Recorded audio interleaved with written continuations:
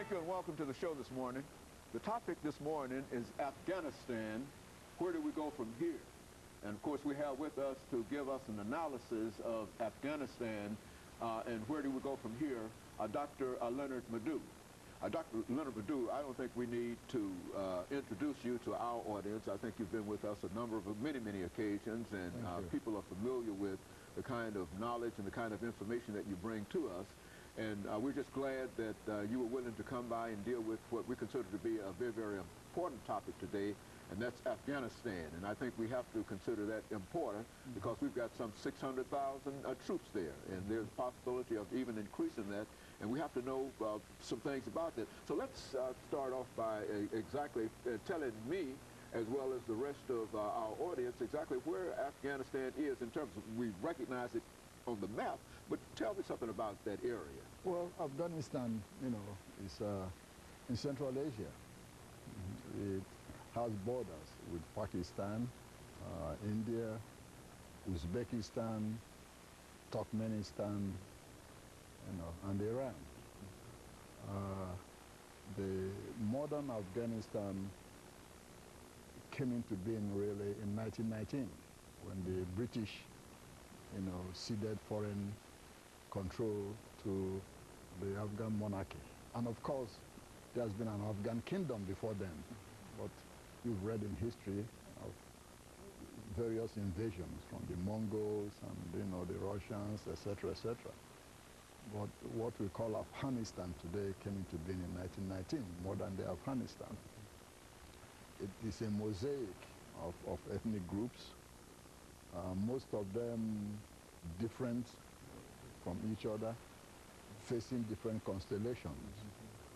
In the middle, you have the Pashtuns, which is the majority ethnic group in Afghanistan, about 42% of the population. You have the Tajiks, about 27%. You have the Uzbeks, it's about 9%. You have the Hazara, it's about 9%. And then the Baluchis, it's about 5%. All these different ethnic groups have different orientations and face different powers. For example, in the north, with their capital, Mazar al-Sharif, is the Uzbeks. Their loyalty really lies in Tashkent, which is the capital of a country called Uzbekistan. That's how they got their name. And their strong man is a man called General Abdul Rashid Dostum. Also in the north, you have the Tajiks. Their loyalty really lies with their brothers in the country called Tajikistan, with its capital in Dushanbe. In western Afghanistan, with its capital in Herat, they are more Iranian-oriented than facing Kabul. They go to Tehran more than they come to Kabul. Then, of course, religion plays a very important role. This is an overwhelmingly Islamic nation. 80% of them Sunni Muslims, 19% are Shiites, and then 1% others.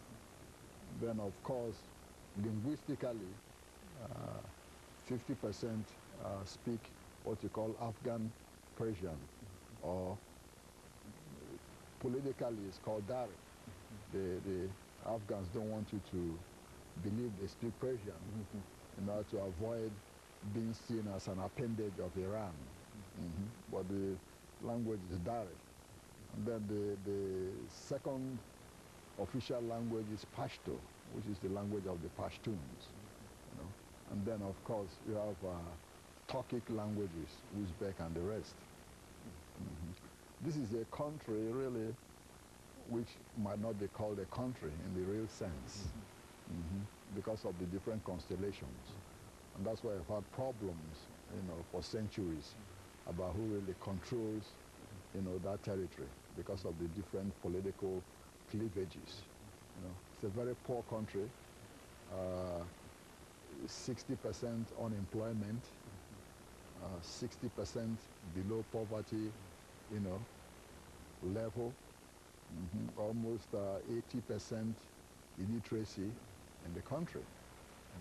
And Dr. LMadu, we're going to have to break for this first commercial break, but when we come back, I want you to pick up at exactly this spot in terms of dealing with these ethnic groups, languages, and et cetera, because I think that a large number of people simply thought that this was more of a homogeneous country than what you're portraying here. Absolutely. And it's almost as if nobody understands this, know this, but you.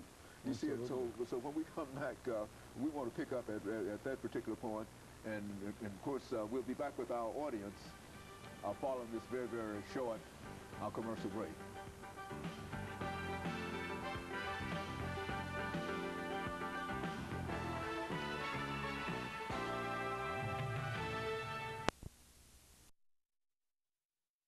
Is Afghanistan.